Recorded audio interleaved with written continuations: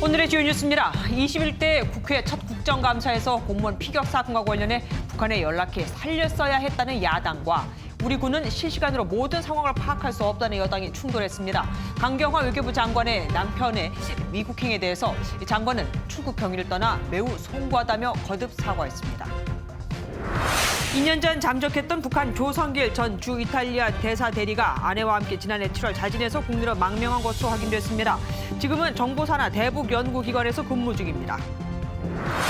미군 수뇌부 회의에 참석했었던 해안경비대 부사령관이 확진 판정을 받으면서 미 육해공군 수뇌부가 줄줄이 자가격리에 들어갔습니다. 백악관에서도 대통령의 핵심 참모 등 추가 확진자가 발생했습니다.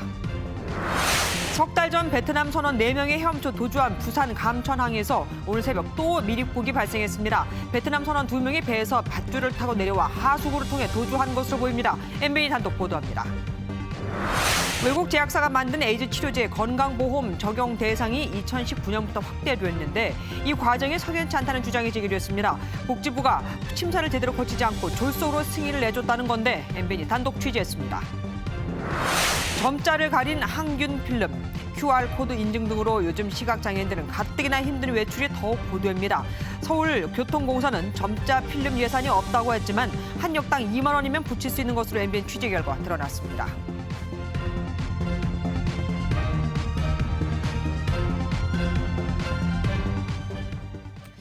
(21대) 국회 첫 국정감사가 시작됐습니다. 정부가 할 일을 제대로 잘 하고 있는지 20일 동안 살펴보는 겁니다. 국회 취재기자 나가 있습니다. 주진희 기자, 이번 국감은 정쟁이 아닌 본연의 정부 감시 역할 제대로 할 수 있을까요? 네, 일단 여야 모두 각오는 남다릅니다. 더불어민주당은 이번 국감에서 중점적으로 다룰 의제 4개를 정했는데 바로 국난 극복, 민생 미래 전환, 평화입니다. 즉 정쟁이 아닌 정책 국감을 하겠다는 선포인데 들어보시겠습니다. 국정감사는 정쟁의 시간이 아니라 국정을 살피고 코로나로 어려운 민생을 돌보는 시간입니다.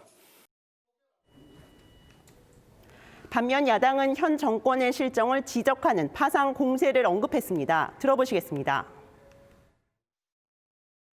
한 20일간은 아마 야당의 시간이 될 것 같습니다. 이 정권의 실정을 국민들에게 적나라하게 알려주시길 바라겠습니다. 특히 추미애 법무부 장관 아들의 군휴가 특혜 의혹과 북한의 우리 공무원 피살 사건이 주요 쟁점이 될 것으로 보입니다.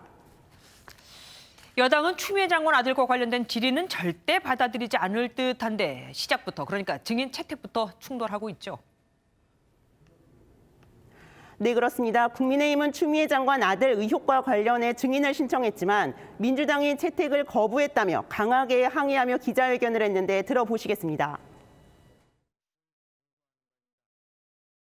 국정감사를 추미애 법무부 장관에 대한 방탄국감으로 변질시켜 국민들의 눈과 귀를 가리려는 여당의 행태는 행정부 감시라는 국회 본연의 역할을 망각한 것이라고 할 수 있습니다. 방탄 국감을 하고 있다는 야당의 주장에 여당은 무분별한 정치 공세를 차단하기 위해 불필요한 증인은 채택하지 않겠다는 입장입니다. 한편 이번 국감은 코로나19로 달라진 모습입니다. 외통위는 해외 대사관 국감을 위해서 해외로 나가는 대신 화상으로 대체했고 불필요한 일정은 축소하기로 했습니다. 또 상임위의 배석자 숫자도 방역을 위해서 50명 이내로 제한했고 언론도 공동 취재단을 꾸려서 운영할 예정입니다. 이번 국감은 오늘부터 26일까지 진행됩니다. 지금까지 국회에서 MBN 뉴스 주진입니다. 국방위 국감에서 서욱 국방부 장관은 피격된 공무원이 실종된 첫날 월북했을 가능성이 없다는 보고를 받았다고 밝혔습니다. 또한 공무원이 북한 수역으로 떠내려갔을 당시 북한 측에 해경이 국제상선통신망으로 구조 요청을 할 수 있었다는 점도 시인을 했습니다. 한성훈 기자 보도합니다. 국방부에 대한 국방위 국정감사에서는 피격 공무원의 월북 여부를 놓고 여야 공방이 펼쳐졌습니다. 서욱 국방부 장관은 공무원 A씨가 실종된 당일인 지난달 21일에는 월북 가능성이 없다는 보고를 받았다고 밝혔습니다. 북으로 흘러갈 가능성은 하나도 없다라고 당시에 판단하신 거예요? 그래서 북한에 연락 안 하신 거예요? 그 북으로 갈 가능성이 있느냐 하고 이제 실무진들한테 다 이제 물어봤는데 월북 가능성이 낮다. 없다 이렇게 보고를 받고. 서 장관 발언에 대한 논란이 커지자 국방부는 조류의 흐름을 고려할 때 북측으로 표류에 들어갔을 월선의 가능성은 낮은 것으로 추정된다는 의미였다고 해명했습니다. 여당은 특수정보의 무분별한 공개로 인한 안보 파리를 중단하라고 주장했고, 야당은 정부가 알고도 구조하지 않았다고 비판했습니다. 안보 파리를 통해서 정치적으로 좀 이익도 보고 득도 얻는 그런 것들이 이게 많아지면 나라가 불행해집니다. 정부의 노력은 사실상 대국민 해명 노력을 하느라고 제 경험상 이게 어떻게 발표할까를 위해서 관계장관 회의도 여러 차례 하고. 여야는 국정감사를 개시하자마자 피격 공무원 형과 추미애 장관 아들 증인을 놓고 공방을 벌였지만 결국 증인 채택은 무산됐습니다. MBN 뉴스 한성원입니다. 외교부를 상대로 하는 국정감사에서는 피격 공무원 형을 비롯해 증인 채택을 놓고 여야가 충돌했습니다. 이 사람도 저 사람도 모두 다 증인 채택이 안 된다고 하면 누굴 부르냐 이거죠. 강경화 외교부 장관은 남편의 해외여행과 관련해 송구하다며 재차 사과했습니다. 신동규 기자입니다. 외교부에 대한 국회 외교통일위원회 국정감사에선 피격 공무원형 이래진 씨의 증인 채택을 놓고 여야가 충돌했습니다. 우리 국민 억울하게 지금 죽었습니다. 그 형님이 외교통일위원회에서 하실 말씀이 있다고 나오겠답니다. 자, 저희가 문 닫을 겁니까? 그렇게 묻고 싶습니다. 정확하게 진상을 규명하고 사실을 확인하려면 관련된 자료를 정확하게 접근할 수 있는 상임위에서 하는 게 저는 맞다라고 생각을 합니다. 그래서 국방위가 맞지 않나.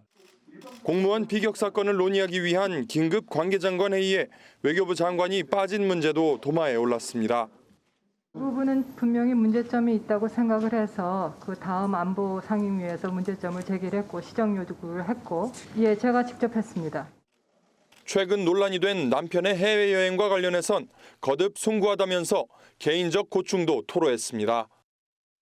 개인사이기 때문에 말씀드리기 좀 뭐합니다만 제가 말린다고 말려줄 사람이 아니고요.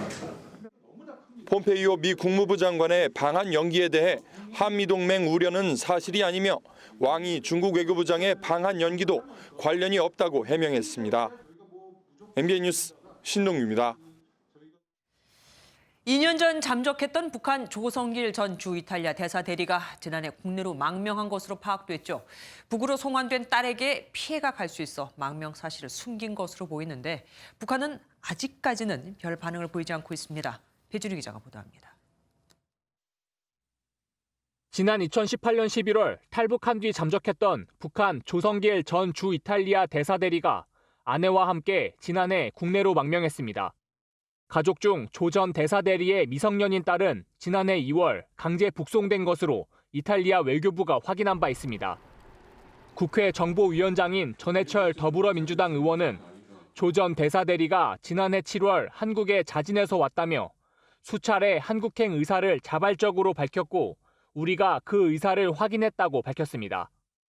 개인적인 신변의 위협의 가능성, 북한 체제의 미래에 대한 김정은 체제에 대한 불확실성, 이 두 가지 가능성이 있습니다.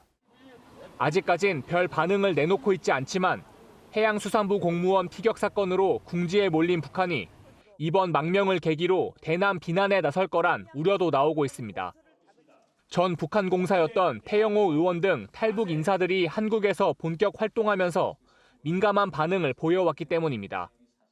천하의 인간 쓰레기들까지 국회 마당에 내세워 우리의 최고 존엄과 체제를 헐뜯고, 다만 조 전 대사 대리가 북송된 딸의 안위를 고려해 공개 활동을 자제하는 데다 정부 역시 관련 내용을 함구하고 있다는 점이 변수입니다.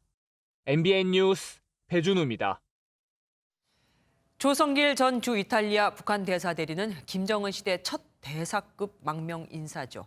또 아버지도 장인어른도 외교관이었던 북한 엘리트 관료였습니다.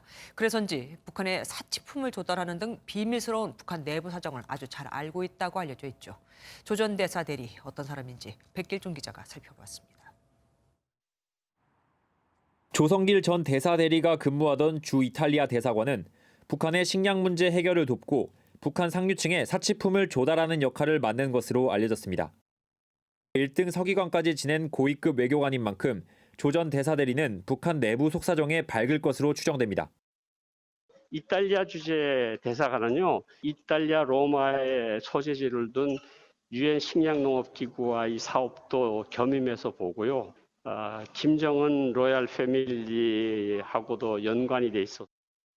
주영 북한 공사를 지낸 태영호 국민의힘 의원보다는 낫지만 대사대리까지 지낸 점 등을 고려해 비슷한 급으로 평가받습니다. 1등 석인과 같은 경우에는 과장급 정도로 저희가 평가하면 되거든요. 그럼에도 불구하고 북한 외무성에서 중요한 역할을 맡았다는 점을 고려할 때 태영호 공사 이후에는 외무성의 가장 고위급이 탈북했다 이렇게. 조 전 대사대리는 부친과 장인이 모두 대사를 지낸 외교관 가문 출신이고 평양 외국어대를 졸업하고 이탈리아어, 프랑스어 등 4개 국어에 능통한 것으로 알려졌습니다. 지난해 7월 입국 후 대외 활동을 자제해온 조 전 대사대리는 정부 산하 대북 연구기관 소속으로 활동 중인 것으로 알려졌습니다. MBN 뉴스 백길종입니다. 조성길 전 북한 대사대리의 망명 사실이 공개되자 우려의 목소리가 이어지고 있습니다. 태영호 국민의힘 의원은 북한에 있는 걸로 알려진 조 전 대사의 딸이 위험해질 수 있다며 그래서 본인도 당시 망명을 추진하다가 말았던 것이라며 유감을 표했습니다. 우정한 기자입니다. 조성길 전 이탈리아 주재 북한 대사대리 망명 공개를 두고 오늘 열린 외교부 국정감사에서는 우려의 목소리가 나왔습니다. 국민의힘은 망명 사실을 언론에 확인해준 정부 측에 의도가 있는 게 아니냐고 따졌습니다.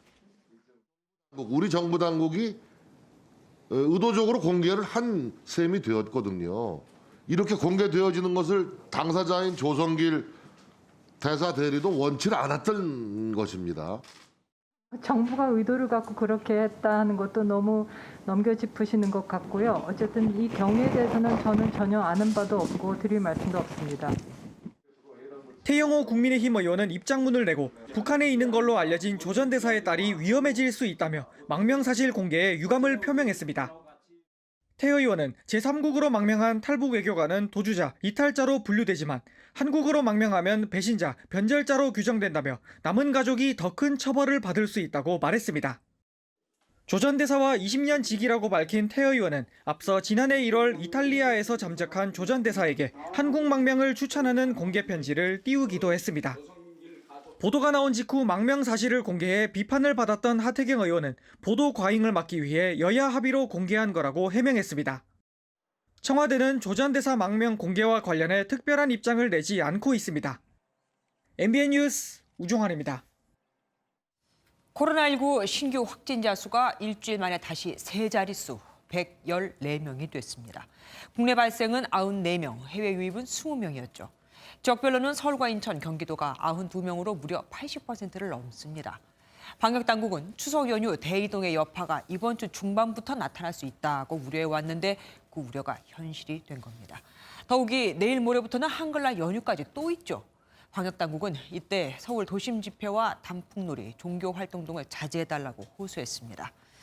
이번에 특이한 건 마을 단위의 집단 감염이 잇따르고 있다는 겁니다. 인천에선 일가족 등 4명이 확진됐고 마을이 통째로 격리된 전북 정읍 양지마을에서는 확진자가 3명 더 늘었습니다. 노승환 기자입니다. 지난달 23일 집단 감염이 발생한 인천의 한 교회입니다.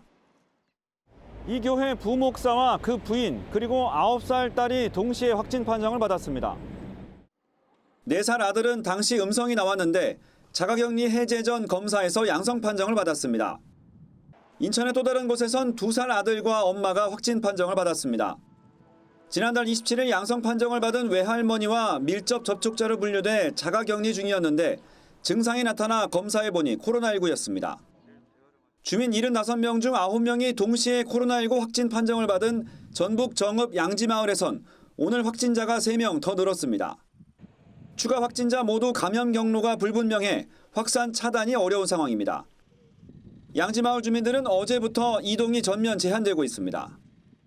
역학적으로 의미를 둘 만한 접촉이 없는 상황에서의 양성 판정이고요.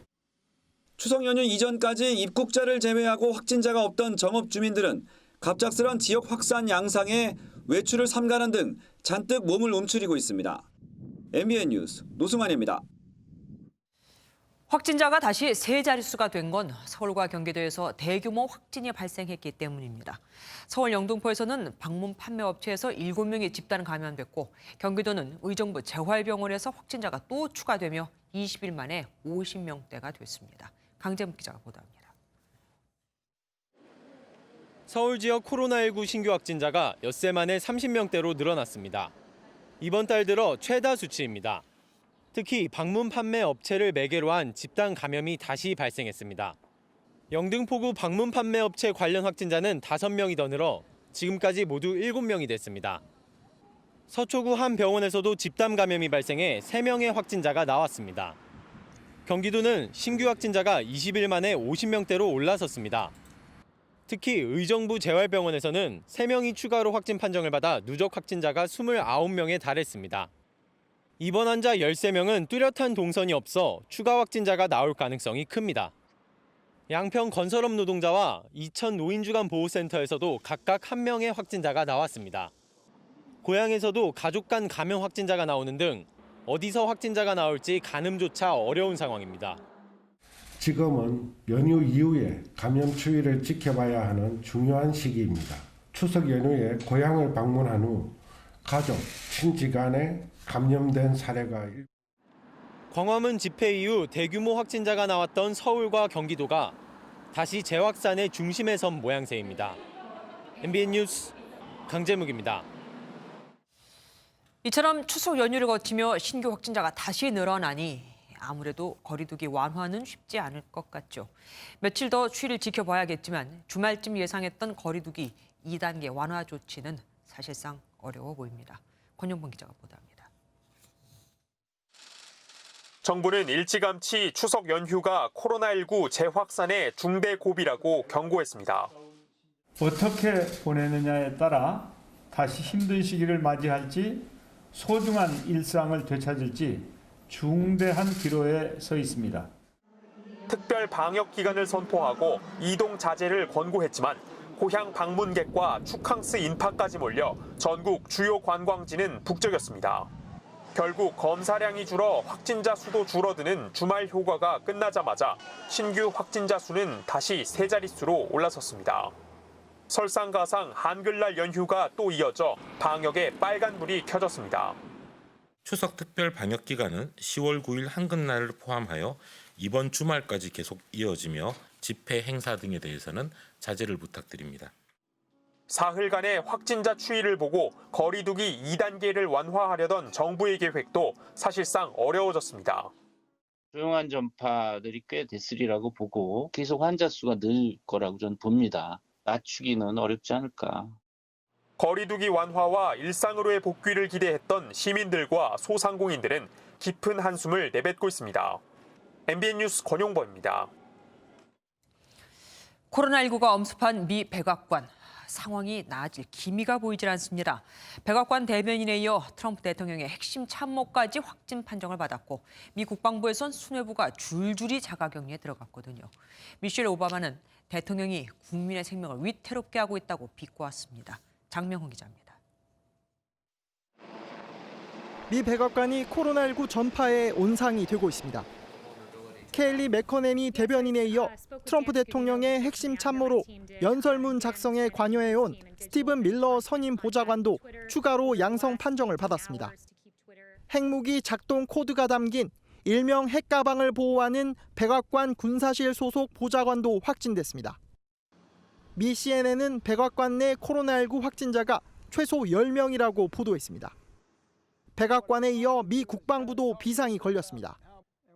지난주 국방부 회의에 참석한 찰스 레이 해안경비대 부사령관이 확진 판정을 받으면서 군 수뇌부가 줄줄이 자가격리에 들어갔습니다. 마크 밀리 합참 의장을 비롯해 합참 부의장, 육해공군 참모총장이 모두 격리에 들어가면서 사실상 지휘부 공백 사태가 벌어졌습니다. 코로나19 확산으로 국가 안보마저 위태로운 상황이지만 트럼프 대통령은 코로나19가 독감보다 덜 치명적이라고 주장해 빈축을 사고 있습니다. And the one thing this president is really good at is using fear and confusion and spreading lies to win. 앤서니 파우치 미 국립 알레르기 전염병 연구소장은 백악관에서 일어나는 일을 보라면서 이것이 현실이라고 말했습니다.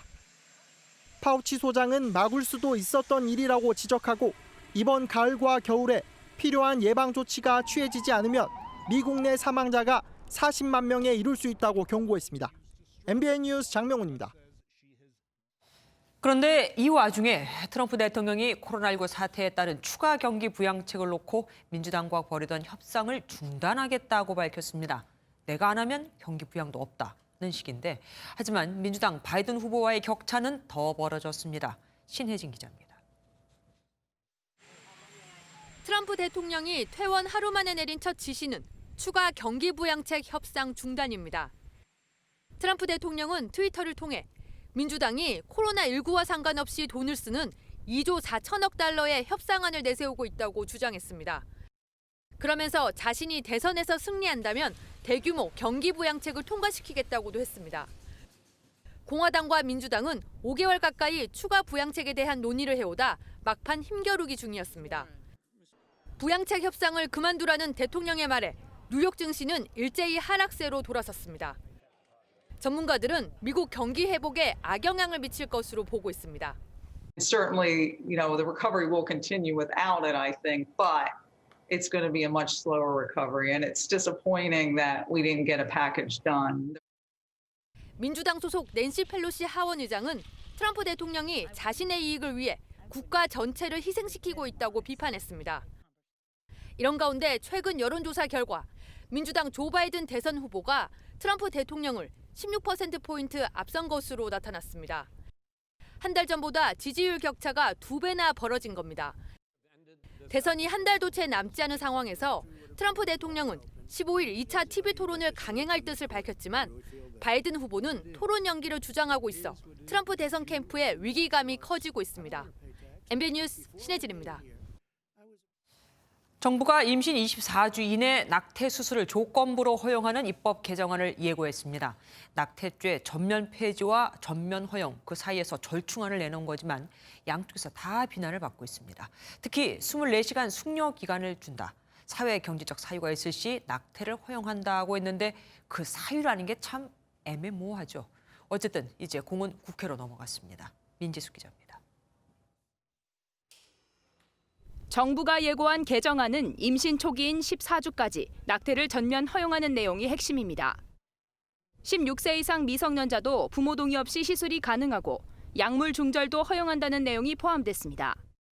임신 중기인 24주까지는 상담 확인서를 통해 사회적 경제적 사유를 입증하면 낙태가 허용된다는 조항도 새롭게 추가됐습니다. 여성 교수 100여 명은 이번 개정안이 태아 살인을 정당화하는 것이라며 반발했습니다. 대부분의 낙태가 12주 안에 이루어지는 만큼 사실상 모든 낙태를 허용해 태아의 생명권을 완전히 무시하는 처사라는 겁니다. 하지만 낙태죄 전면 폐지를 주장해온 여성계는 이 같은 조건부 허용에 반발하고 있습니다. 여성 자신이 왜 임신 중지를 해도 되는가에 대한 승인을 받으라는 얘기인 것이고 숙려 기간도 다시 거치게 되어 있기 때문에 제약하는 조항이라고 봅니다. 숙려 기간이 자칫 여성의 낙태 결정을 되돌리는 회유 수단으로 악용될 수 있다는 겁니다. 권인숙 더불어민주당 의원 역시 정부와는 실효성 있는 입법 방향이 아니라며 낙태죄 전면 폐지 개정안을 발의하겠다고 밝혔습니다. 종교계는 낙태죄 개정안이 무분별한 낙태 합법화를 통해 생명 경시를 법제화할 것이 분명하다며 반대한다는 입장입니다. 낙태죄 개정안을 놓고 이제 공은 국회로 넘어갔습니다. MBN 뉴스 민지숙입니다. 정부의 비자 발급 거부는 위법이라는 대법원 판결에도 불구하고 정부가 또다시 가수 유승준 씨의 입국을 불허했습니다. 대법원이 위법이라고 한 건 지난 2015년 신청에 대한 판단일 뿐이라는 거죠. 김지영 기자가 취재했습니다. 지난해 7월 대법원은 가수 유승준 씨에 대한 미국 LA 주재 한국 총영사관의 비자 발급 거부가 적법하다는 판결은 잘못됐다며 원심을 깨고 사건을 돌려보냈습니다. 당시 법무부의 입국 금지 결정만으로 비자 발급 거부 대상인지 따져보지 않고 비자를 발급 안 한 건 위법이라는 대법원 판결에 따라 서울고등법원은 LA 총영사관의 비자 발급 거부 처분을 취소했습니다. 법원의 이번 판결에 대해서 존중하고 감사드린다는 말씀을 하고요. 대법원의 최종 판단으로 입국길이 열리는 듯했지만 정부는 지난 7월 또다시 유 씨에 대한 비자 발급을 거부했습니다. 정부는 대법원의 결정은 2015년 비자 발급 거부에 대한 처분이란 입장입니다. 대법원 판결 취지대로 비자 발급 대상이 되는지 법령 등을 검토한 결과 병역 기피 행위가 국익을 해칠 우려가 있어 이번에도 입국을 허가하지 않았다는 설명입니다. 유 씨 측은 부당하다며 비자 발급 거부 처분 취소 소송을 제기했습니다. 사실상 종신에 가까운 그런 입국 거부 처분이죠. 지나치게 부당하고 인권에 대한 침해도 심하게 느끼기 때문에 유 씨의 입국 여부는 또다시 법원의 판단을 받게 됐습니다. MBN 뉴스 김지영입니다. 석 달 전 부산 감천항에서 베트남 선원 4명이 바다로 헤엄쳐 도주한 사실이 당시 MBN 취재로 드러났었죠. 오늘 새벽 똑같은 곳에서 베트남 선원 2명이 또 달아났는데 이번엔 하수구를 통해 밀입국한 것으로 추정됩니다. 박상호 기자가 단독 보도합니다. 지난 5일 부산 감천항에 입항한 400톤급 원양어선입니다. 오늘 새벽 1시 20분쯤 이 배에 타고 있던 베트남인 선원 2명이 달아났습니다. 부두에 묶어놓은 밧줄을 타고 바다로 내려가는 장면이 CCTV에 찍힌 것으로 알려졌습니다. 당시 배에는 사설 경비업체 직원이 2명이나 있었지만 도주 사실을 몰랐습니다. 해경과 보안당국이 도주를 인지한 것도 5시간 반이 지난 뒤였습니다. 관계기관이 합동으로 조사를 진행 중이어서 도주 경로하고 이런 걸 파악 중에 있는 걸로. 수색에 나선 해경은 부두 하수구에서 이들이 입고 있던 옷을 일부 차단했습니다. 현재로선 하수구를 통해 밀입국한 것으로 추정됩니다. 물건들 나온 거 있잖아요. 증거 같은 게 있나 봐요. 그래서 일단 육상으로 걔들이 빠져나갔다 이렇게 얘기를 하니까. 지난 7월 이곳에서 베트남인 선원 4명이 바다로 헤엄쳐 도주한 지 석 달 만에 또 항만 보안에 구멍이 뚫렸습니다. 외국인 선원이 코로나19에 집단 감염됐던 감천항에서 무단 이탈이 잇따르면서 방역 당국에도 비상이 걸렸습니다. MBN 뉴스 박상호입니다. 한밤중에 고층 아파트 창문 앞으로 드론을 날려 입주민의 성관계 영상 등을 촬영한 남성 2명이 붙잡혔습니다. 그나마도 아무도 모를 뻔했는데 이 드론이 추락을 하면서 들통이 난 겁니다. 드론 주인은 잃어버린 드론이라며 끝까지 혐의를 부인하고 있습니다. 안진우 기자입니다. 부산의 한 아파트 테라스에 드론이 추락했다는 신고가 접수된 건 지난달 19일 새벽 3시쯤입니다. 신고를 받고 경찰이 출동했는데 현장으로 다가오던 한 남성이 경찰을 보자마자 달아났습니다. 추락한 드론은 100만 원이 넘는 고가의 제품으로 고성능 카메라까지 달려 있었습니다. 경찰이 드론에 담긴 영상을 확인했더니 아파트 입주민의 성관계 영상이 찍혀 있었습니다. 또 다른 아파트 단지 내부를 몰래 찍은 영상도 발견됐습니다. 경찰은 현장 인근 CCTV를 분석해 용의자 추적에 나섰고 30대와 40대 남성 2명을 붙잡았습니다. 이들은 평범한 회사원이었는데 불법 촬영은 하지 않았다며 혐의를 완강히 부인했습니다. 드론을 분실했다고 저희들한테 이야기를 했거든요. 다각도로 현장 인근 CCTV를 또 분석해가 피해자 특정을 했었고 혐의 입증에는 별 어려움이 없지 않겠나. 경찰은 드론을 날린 40대 남성에 대해 구속영장을 신청하고 휴대전화와 컴퓨터 등을 확보해 추가 범행 여부를 조사하고 있습니다. MBN 뉴스 안진우입니다. 직업 전문 학교가 유학 비자를 내주겠다며 우즈베키스탄 청년들에게 등록금을 받았는데 알고 보니 애초에 비자 발급이 안 되는 기관이었습니다. 아예 인허가가 안 난 곳이었죠. 현지에선 월급이 30-40만 원 정도인데 무려 800만 원의 등록금을 뜯긴 이들이 절망하고 있습니다. 김보미 기자가 취재했습니다.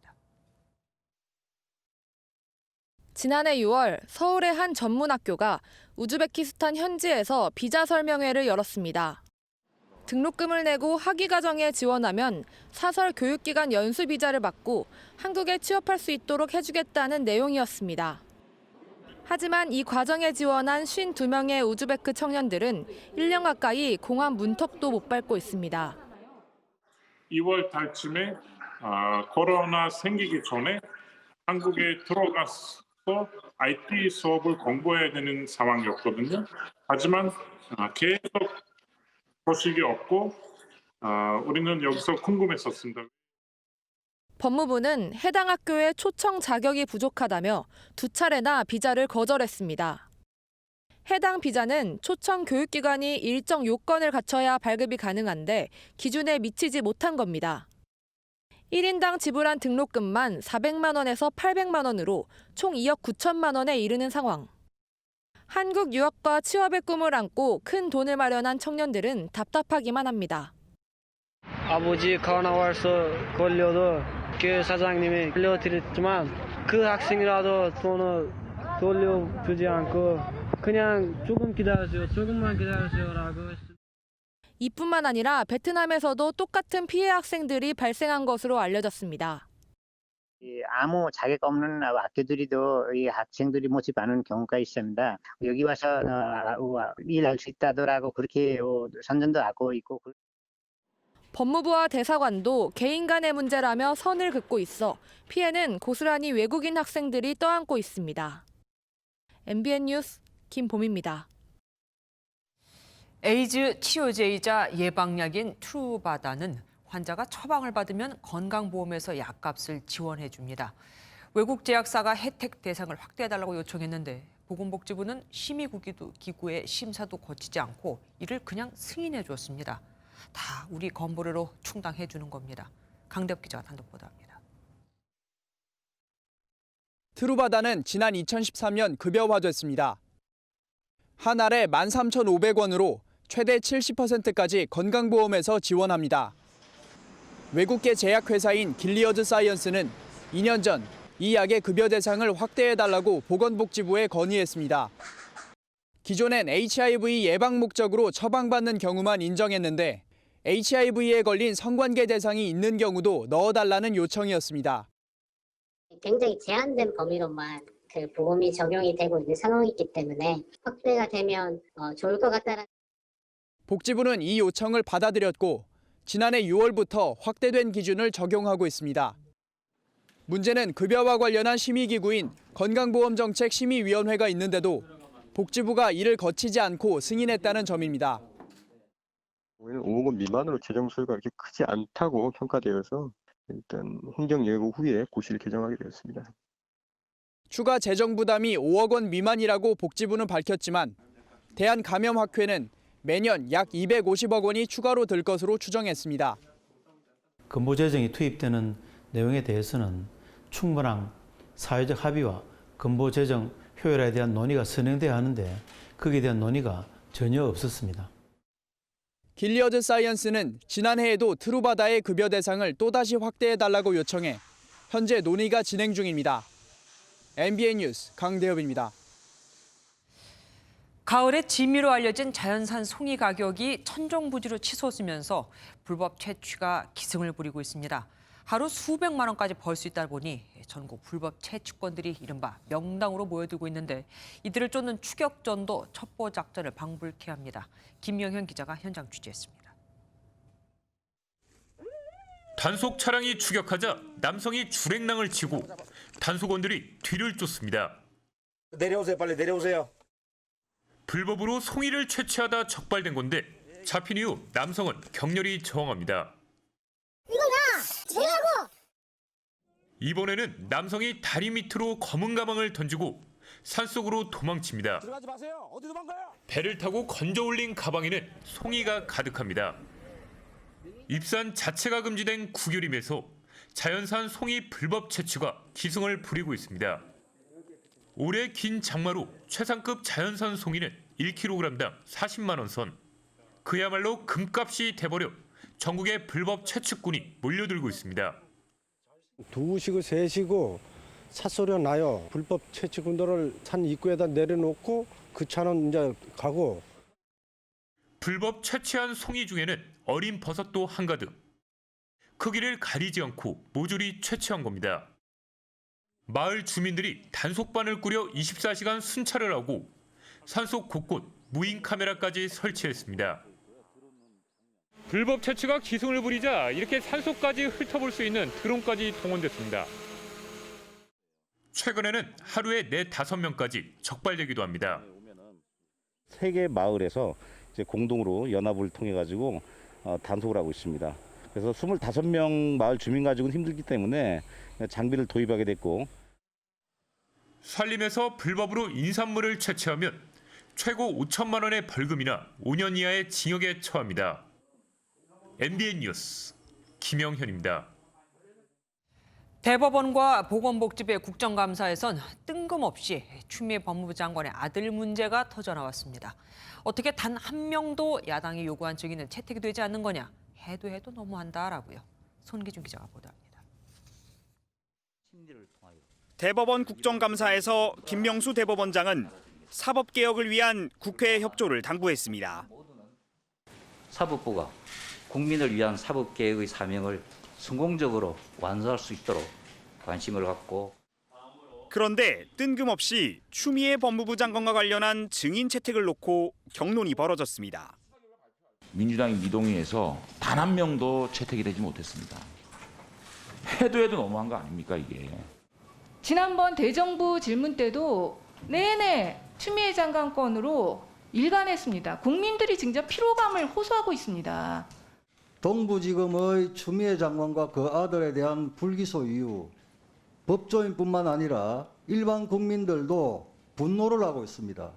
우리 법사위에서 수사 중이거나 재판 중인 사건에 관해서 증인을 채택한 예가 없습니다. 검찰 수사 일자 끝났기는 하지만 결국 보다 못한 윤호중 법사위원장이 중재에 나섭니다. 재판이나 수사와 관계없는 증인을 좀 요청을 해주세요. 그러면 왜 못하겠습니까? 그러니까 재판이나 수사와 관계 있는 증인들을 계속 요청을 하니까 합의가 안 되는 것 아니겠습니까? 보건복지부 국감에서도 추 장관의 아들 서모 씨를 수술한 집도의가 도마 위에 오르면서 피감기관에 대한 송곳질이 대신 때 아닌 추 장관 아들을 둘러싼 국감 상황이 연출됐습니다. MBN 뉴스 송기준입니다.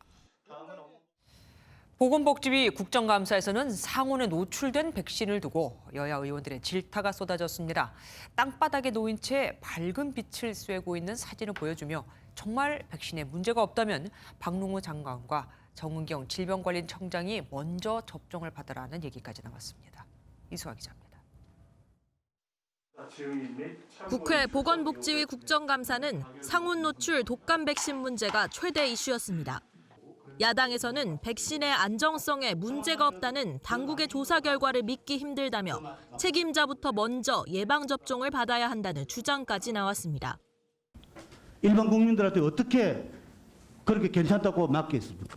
저는 우리 질본에 있는 질본청장님, 보건복지부 장관님부터 맞는 것이 우선이다. 저는 그렇게 보고 있습니다. 이에 대해 박능우 보건복지부 장관은 백신을 먼저 맞는 게 특혜가 아니라면 접종하겠다는 뜻을 밝혔습니다. 여당 의원들도 K-방역에 대해서는 긍정적으로 평가하면서도 백신 관리 부분만큼은 질책했습니다. 청장님 되시자마자 또 최근에 이 독감 백신 상온 노출에 관한 문제가 발생해서 국민과 의료계에 큰 혼란을 줬었는데요. 국민 불안이 큽니다. 관리가 미흡해서 예방접종 일정이 지연되고 또 국민들께 큰 심려를 끼쳐드려서 송구하다는 말씀드립니다. 한편 증인으로 참석할 것으로 알려졌던 서정진 셀트리온 회장, 윤동섭 연세의료원장의 증인 출석은 철회됐습니다. MBN 뉴스 이수아입니다.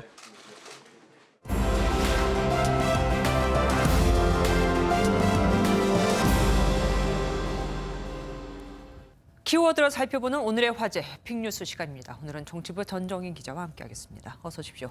오늘 첫 번째 키워드는 뭡니까? 네, 첫 번째 키워드는 외로운 장관입니다. 외롭지 않은 사람 어디 있겠습니까만은 특별히 외로운 장관 누굽니까? 네, 오늘부터 국정감사가 시작됐습니다. 네. 코로나19 때문에 국정감사 모습도 많이 바뀌었는데요. 과거 국감 때를 떠올려 보면 국감장 안이나 밖이나 그야말로 인산인해를 이뤘습니다. 하지만 올해는 국감장 인원을 50명으로 제한하면서 상대적으로 한산한 모습을 보였는데요. 맞아요. 네, 취재진과 피감기관 관계자로 북적이던 복도도 과거와 비교하면 썰렁할 정도였습니다.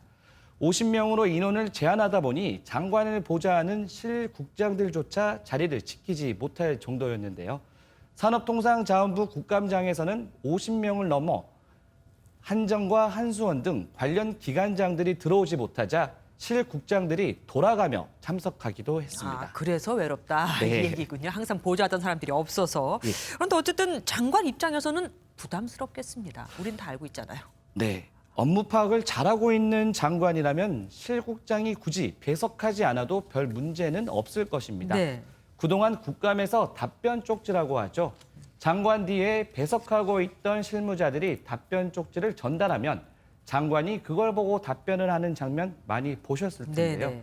네, 이번 국감에서도 쪽지 답변들이 있겠지만 최소한의 인원만 배석할 수 있는 상황이다 보니 장관 입장에서는 부담스러울 것 같기는 합니다. 네. 그만큼 장관들이 더 열심히 준비해서 국감에 임하지 않을까 기대도 해봅니다. 과연 그럴까요? 어쨌든 실력이 다 드러나는 국감이 될 것 같기도 합니다. 다음 키워드 보겠습니다. 다음 키워드 열이 나서 국감에 못 왔다 이런 얘기입니까? 네, 정확하게 맞히셨습니다. 네, 국감의 불출석을 통보한 사람은 서경배 아모레퍼시픽 그룹 회장인데요. 국회 정무위에 가맹본부 불공정 거래 행위 관련 국감 증인으로 채택됐는데 네. 고열과 전신 근육통 등의 증상으로 출석할 수 없다고 밝힌 겁니다. 이에 국민의힘 의원들은 고의적인 증인 회피가 의심된다며 강력 반발했는데요. 특히 고열 진단을 정형외과에서 하냐며 따졌습니다. 들어보시죠. 정형외과에 가가지고 열 나는 거를 증빙서로 가져왔는데 이거 국회를 못 오게도 이런 모독이 없습니다. 이거는 엄히 저희가 봐야 되고요. 네, 서 회장을 증인으로 신청한 유이동 국민의힘 의원은 종합국감 때까지는 시간이 있으니 코로나19가 아니면 증인으로 나와야 한다고 목소리를 높였습니다. 정형외과에도 태용계는 있을 테니까요. 어쨌든 고열인데 정형외과가 이상하긴 합니다. 그런데 국정감사를 해야 할 국회의원이 불출석한 경우도 있다고 들었습니다. 네, 맞습니다. 최근에 가족회사가 피감기관으로부터 1,000억 원대 공사를 수주한 의혹으로 국민의힘을 탈당한 박덕흠 의원인데요. 예. 현재 환경노동위원회 소속인데 오늘 환경부 국정감사에 출석하지 않았습니다. 반면에 이스타항공 대량 해고 사태로 민주당을 탈당한 이상직 의원은 문체위 국감에 참석해 대조를 이뤘습니다. 네, 다음 키워드 보겠습니다. BTS 함구령, BTS 이야기 하지 말란 얘기입니까? 네, 맞습니다. 네, 최근 노웅래 민주당 최고위원이 국위 선양을 하고 있는 BTS에 대해 병역 특례를 줘야 한다고 주장해 관심이 뜨거운데요. 네. 같은 당 박성민 최고위원은 본인들이 군대를 간다는데 정치권이 왜 부담을 지어주냐고 비판의 목소리를 내기도 했습니다. 논란이 커지자 이낙연 대표가 오늘 BTS 함구령을 내렸습니다. 정치권에서 계속 논의하는 것은 국민들께서 보시기에 편치 못하시고 BTS 본인들도 원하는 일이 아니니 이제는 서로 말을 아끼셨으면 합니다. 이상입니다. 하지만 오늘 국감에서는 BTS 이 병역 문제가 언급이 되지 않았습니까? 네, 그렇습니다. 정무위와 문체위 국감에서 각각 나왔는데요.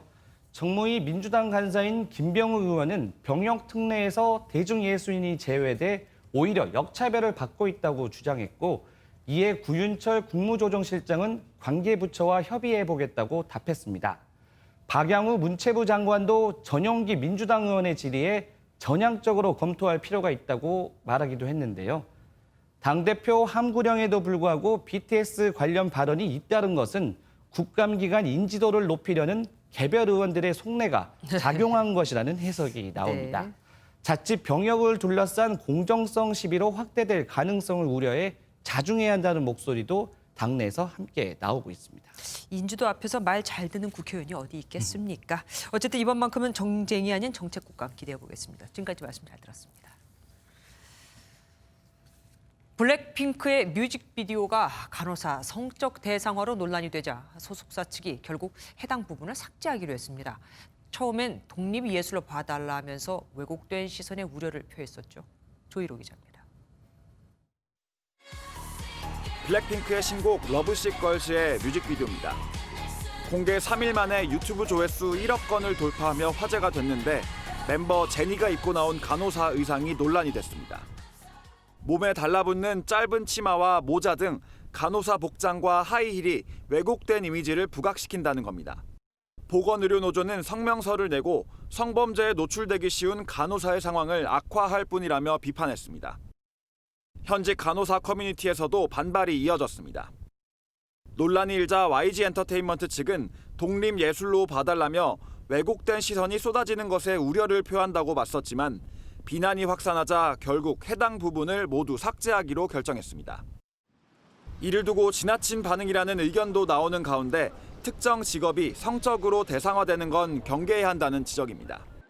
이 뮤직비디오 자체만 보면 블랙핑크의 원래 스타일대로 그냥 표현한 것이다 이렇게 볼 수도 있는데 그동안 성적 대상화로 폄하가 많이 되어 왔기 때문에 실질적인 피해가 발생하는 부분도 있습니다.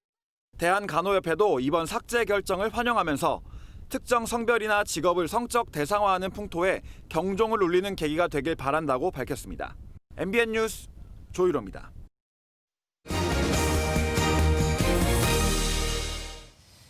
아무리 돈이 있어도 살 수 없다는 해외 명품 브랜드 한정판. 위조 제품 역시 점점 더 정교해지고 있습니다. 수공예로 제작한 위조품이 특 S급 짝퉁이라고 불리며 비싼 건 1,000만 원이 넘는 값에 판매됐는데 소비자들은 이게 짝퉁이라는 사실을 알면서도 제품을 그 값에 구입했습니다. 김문영 기자가 보도합니다. 해외 유명 브랜드의 정품을 대신 구입해준다는 인터넷 블로그와 밴드입니다. 짝퉁 문의는 절대 안 받는다고 했지만 위장용일 뿐 실상은 짝퉁 수공예 판매업체입니다. 회원들은 아름아름 비밀번호를 대고 사이트에 접속했고 특 S급 짝퉁을 팔고 있다며 자랑하는 채팅대회가 오갔습니다. 위조 제품이라지만 원단 재질이나 색감, 이음새나 로고까지 진품과 사실상 차이가 없어 전문가들조차 구별해내기 어려울 정도입니다. 가입한 고객은 의사와 대학 교수 등 2천여 명. H사의 가방은 진품 가격이 1,000만 원을 훌쩍 넘는데요. 짝퉁 가방을 제조해 이런 짝퉁 가방들을 300만 원이란 고가에 판매했습니다. 국내에서는 1억 원 이상을 대도 대기 명단이 워낙 길어 구하기 힘든 가방이 위조품으로는 1,300만 원에 팔렸는데 모든 짝퉁은 해외 공장에서 선결제분만 직접 만들었습니다. 일반적인 짝퉁은 공장에서 대량으로 생산을 해가지고 판매하는 형태이기 때문에 이번 사건은 처음 있는 경우고요. 무엇보다도 현지 공장을 단속을 해야. 짝퉁을 판매한 남매 일당은 국제우편이나 특송화물로 밀수입했고 범죄 수익 34억 원으로는 외제차 세대 등을 굴렸습니다. 당국은 해외 세관과 상표권자와 협력해 공급 원천인 해외 제조 공장 단속을 추진 중입니다. MBN 뉴스 김문영입니다. 전세값이 집값을 추월하는 곳이 더 늘었습니다. 새 임대차법 시행 이후 전세 물건이 워낙 귀해졌기 때문인데 세입자가 보증금을 떼이는, 집을 팔아도 전세금을 못 주는 이른바 깡통 전세 우려가 나올 수밖에 없겠죠. 정준 기자입니다. 경기 파주시의 한 아파트 단지입니다.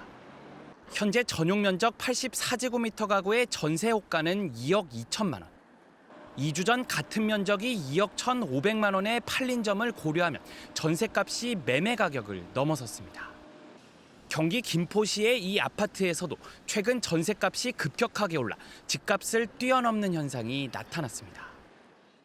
집주인이 집을 팔아도 전세금을 돌려줄 수 없는 이른바 깡통 전세 우려는 수도권 곳곳으로 번지고 있습니다. 전문가들은 전세 물건이 워낙 부족해 전세값이 매매가보다 가파르게 오른 결과로 해석합니다. 새 임대차법으로 기존 세입자들이 살던 집에 눌러앉는 데다 월세를 선호하는 집주인이 늘었고 가을 이사철 수요에 3기 신도시 대기 수요까지 겹치면서 전세가 품귀 현상을 빚는다는 겁니다. 실제 수도권 주택의 전셋값은 7월 말 새 임대차법 시행 이후 오름폭을 급격히 키워 지난달 5년 3개월 만에 최고 상승률을 기록했습니다. 주택임대차법 시행으로 시장 왜곡 및 전세 풍기, 깡통 전세 현상이 발생하는 것은 당분간 지속될 것으로 보입니다. 일각에선 전셋값이 오름세를 계속 이어가면 최근 안정세를 되찾고 있는 매매 가격마저 다시 자극할 것이란 우려도 제기되고 있습니다. MBN 뉴스 정주영입니다. 법원 판결로 강제로 명도 집행을 할 때는 반드시 용역업체 직원들을 어떻게 배치하겠다 하는 허가 신고를 해야 하지만 계획이 새 나갈까 하지 않은 경우도 많습니다. 신고를 하지 않아도 벌금 정도만 내면 되거든요. 때문에 오히려 안전사고를 키우는 법이라는 비판까지 나옵니다. 김태림 기자가 취재했습니다. 소화기를 뿌리자 뿌연 연기가 사방으로 퍼집니다. 사람들이 연기를 피해 이동하고 연기 사이로 몸싸움을 하는 모습도 보입니다. 지난 6월 명도 집행이 진행된 성북구의 한 교회 모습입니다. 명도 집행을 하는 용역업체와 교회 신도들 사이에서 충돌이 일어난 겁니다. 이곳에는 이렇게 강제 집행을 중단하라는 현수막이 붙어 있습니다. 재개발 허가 후 특정 기한을 넘겨 토지를 계속 점유하면 강제로 명도 집행을 할 수 있는데 이때 경비원을 동원하려면 경비업법에 따라 48시간 전에 경찰의 배치 허가를 받아야 합니다. 하지만 명도 집행 전에 철거민들이 시행 계획을 알게 되면 충돌 가능성이 있어 허가 신청을 하지 않기도 합니다. 처벌 수준이 통상 3천만 원 이하의 벌금 정도에 그치기 때문입니다. 실제로 교회에서 명도 집행을 시행했던 업체와 조합장 등이 경비업법 위반으로 입건됐고 지난 3월 강동구에서 진행된 명도 집행 때도 조합장 등이 같은 혐의로 검찰에 송치되기도 했습니다.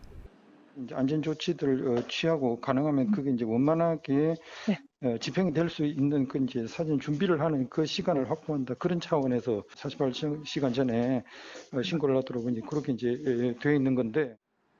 명도 집행 배치 허가 신고에 대한 처벌 기준이 낮아 오히려 안전사고 우려가 있는 만큼 보완책이 시급하다는 지적입니다. MBN 뉴스 김태림입니다. 카페나 식당에 갈 때마다 QR코드를 찍고 항균 필름에 덮인 버튼을 누르는 일은 이제 우리에게 익숙한 일상이 됐지만 이 달라진 일상이 여전히 벅찬 이들도 있습니다. 앞을 볼 수 없는 시각장애인과 디지털 기기 익숙하지 않은 고령층입니다. 심가연 기자가 취재했습니다. 시각장애인 조현영 씨는 코로나19 이후 엘리베이터에서 엉뚱한 층에 내리기 일쑤입니다. 눈이 되어주던 점자가 감염 방지용 항균 필름에 덮여 제대로 읽을 수 없기 때문입니다. 손으로 만져서 이게 몇 층인지를 확인을 해야 되거든요. 이렇게 밋밋하니까 이게 몇 층이라는 거지? 카페나 식당에 들어갈 때도 두려움이 앞섭니다.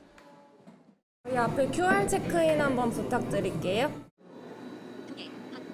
모든 약관을 직접 듣고 몇 번의 실패 끝에 겨우 발급된 코드를 성공적으로 인식시키기에 제한 시간 15초는 너무 짧습니다. QR코드 나가는 발급 인증 시간 완료돼서 다시 하셔야 될 것 같은데. 수기명부라고 마음이 편한 것도 아닙니다. 부탁을 해도 너무 바쁘셔가지고 부탁 자체를 못 하겠더라고요. 좀 눈치도 보이고 주문 받고 하시느라고 바쁘시고 이렇게 수기로 써야 되는 데는 거의 안 가거나. 디지털 인증 문화가 버거운 건 고령층도 마찬가지. 어르신들이 주로 이용하는 한 카페는 QR코드를 쓰는 사람이 거의 없다고 토로합니다. 출입 작성하는 거 시작해서부터 한 3번, 4번 정도 있었어요. 거의 이제 안 하시는 분들이 많으셔서 전화번호 기재만 하는 쪽으로 이제. 실제 디지털 기기를 이용하는 정보화 수준은 고령층이 일반 국민의 64%, 장애인이 75% 수준입니다. 사회 시스템 자체가 지금 많이 흔들리고 새롭게 규범을 만들어 나가는 상황이다 보니까 사회적 약자가 그 안에서 또 어떻게 배제되고 어려움을 겪는지에 대한 우리가 일단 좀 꼼꼼한 모니터링이 필요하고. 익숙해진 코로나 뉴 노멀 속 소외된 이들을 위한 배려의 시스템이 과제가 됐습니다. MBN 뉴스 심가현입니다. 이렇듯 감염을 막자고 붙인 항균 필름. 그런데 시각장애인에겐 점자를 가려버리죠. 점자 필름을 붙여달라고 서울교통공사에 요구했지만 예산이 없어 어렵다는 답변이 왔습니다. 그런데 알아보니 역 한 곳에 2만 원이면 된다고 하네요. 전민석 기자가 취재했습니다. 지하철 승강기 버튼 위로 점자가 도드라진 항균 필름이 붙어 있습니다. 많은 사람이 사용하다 보니 금세 닳긴 하지만 시각장애인들에겐 보통 항균 필름보다는 인식하기가 한결 낫습니다. 처음 막 바꾸고 나서는 이게 훨씬 그 버튼을 감지하기에 좋아졌어요. 서울의 한 시각장애인 자립생활센터가 2달 가까이 서울교통공사에 항의한 끝에 얻어낸 조치입니다. 하지만 절대 다수의 지하철 승강기는 이렇게 촉지가 어려운 일반 항균 필름이 붙어 있습니다. 점자 필름을 291개 지하철역 전체에 부착해달라는 요구는 거절당했습니다. 저희가 논의한다고 해서 예산이 바로 나오는 게 아니잖아요. 저희가 예산이 있다고 움직이죠. 돈이 있으면 저희도 좀 움직이는데. 지하철역에 항균 필름을 처음 붙일 당시 예산 편성부터 조치까지 보름이 채 안 걸린 것과는 대조적입니다. 확인해보니 승강기 2개를 갖춘 역 한 곳에 점자 필름을 붙이는 데 필요한 비용은 평균 2만 원 내외였습니다. 일종의 배려가 부족하거나 장애인 자체에 대한 생각이 없어서 그런 거다. 이렇게 볼 수 있는 거죠.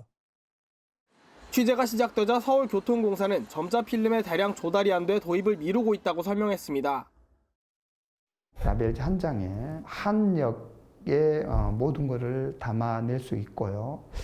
금액은 7,000원 정도 나오고. 코로나19 방역에 장애인을 적극 배려하는 세심함이 필요해 보입니다. MBN 뉴스 전민석입니다. 공적 마스크 오부제. 불과 석 달 전까지 있던 제도죠. 그만큼 없어서 못 팔고 줄까지 서가며 힘들게 샀던 마스크가 지금은 남아돌고 있습니다. 이혁근 기자가 마스크 수급 상황을 살펴봤습니다. 국내 마스크 생산량 추이입니다. 지난 2월에는 주당 7천만 장 수준이었는데 지난달에는 2억 8천만 장을 웃돌았습니다. 왜 그랬는지 한번 살펴보겠습니다. 제조업체 수가 그야말로 폭증했습니다. 1월 말 137개사였던 제조업체 수는 지난달 489개사로 3.6배나 늘어났습니다. 이러는 사이 가격은 훨씬 싸졌습니다.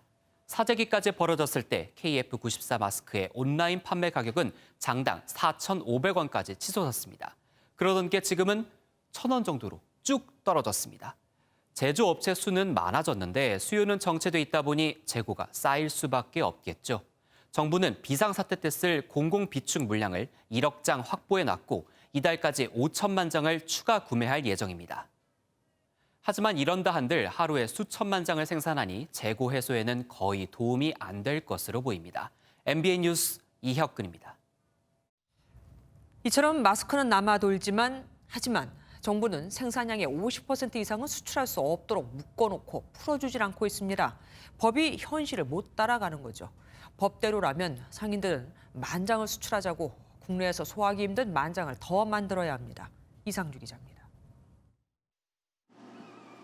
지난 2008년부터 마스크를 만들어 온 업체입니다. 지난 1월 코로나19 사태가 터지면서 인력은 2배, 생산량은 5배 가까이 늘렸습니다. 그러나 최근에는 상황이 많이 달라졌습니다. 10월부터는 아마 신규로 진입하신 분들이나 실제 판로를 명확히 가지고 계시지 않은 분들은 생산을 좀 줄일 거라고 기대합니다. 무작정 생산해서 쌓아놓고 다 같이 망할 수는 없잖아요. 가장 큰 문제는 국내 판로가 막혀버린 영세 업체입니다. 생산량 중 수출 물량이 50%로 묶인 상황에서 10,000장을 수출하고자 20,000장을 생산할 수는 없는 노릇입니다. 지난 9월 15일부터 보건용 마스크뿐만 아니라 수술용 마스크의 수출도 제한적으로 허용이 되면서 앞으로 이제 마스크의 해외 수출 비중은 좀 더 늘어날 걸로 예상이 되고요. 식품의약안전처는 업체 상황에 따라 수출 물량 비중을 조정하겠다는 방침입니다. 업체별 생산량의 50%를 초과를 해서 수출을 원하시면 저희가 적극적으로 신속하게 수출할 수 있도록 지원을 하고 있습니다. 정부는 겨울철 마스크 수요 등을 감안해 업체들의 수출 허가 및 수출량 제한 등을 보완하겠다고 밝혔습니다. MBN 뉴스 이상주입니다. 이르게 찾아왔던 가을 추위가 누그러지면서 낮부터는 활동하기 한결 수월했습니다. 내일 아침도 쌀쌀하겠지만 오늘보다는 기온 오르겠는데요. 절기상 할로윈 내일 아침 서울은 12도로 평년 이맘때 기온 보이겠고 낮에는 서울과 광주가 24도까지 오르면서 선선한 가을 날씨가 예상됩니다. 다만 극심한 일교차에는 주의가 필요합니다. 내일 서울은 아침과 낮의 기온차가 12도 가까이 벌어지겠고요. 김천도 아침에는 기온이 10도 아래로 내려가면서 아침과 낮의 기온차가 15도 가까이 벌어지겠습니다. 남해안과 제주는 오늘부터 이미 바람이 강하게 불기 시작했습니다. 내일은 동해안을 따라서도 바람이 매우 강하게 불기 시작하겠고 너울성 파도에 유의하셔야겠습니다. 오늘 밤까지 동풍의 영향을 받으면서 동해안을 따라서는 곳에 따라 약한 비가 조금 이어지겠습니다. 내일 아침까지 중부지방은 기온이 10도 안팎까지 내려가는 곳이 많아 쌀쌀하겠는데요. 남부지방 한낮에는 가을 햇살이 비추며 활동하기 무난하겠습니다. 동해안 지역 내일 물결이 6m까지 매우 거세게 일겠습니다. 새벽까지 강원 산지를 따라서는 안개가 매우 짙게 끼겠습니다. 한글날에는 경남 해안과 제주를 따라 밤부터 비가 내릴 전망입니다. 날씨였습니다. MBN 선정한 이한장의 사진입니다. 이탈리아 시칠리아 섬에 살고 있는 11살 소년이 아버지와 함께 영국까지 걸어갔습니다. 런던에 살고 있는 할머니를 만나기 위해서였죠. 코로나19로 비행기편이 없었거든요.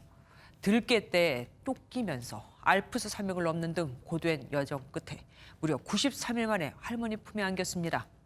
가족의 따뜻한 사랑 앞에 장애물은 없습니다. MBN 종합뉴스 여기서 마치겠습니다. 함께해 주신 여러분 고맙습니다.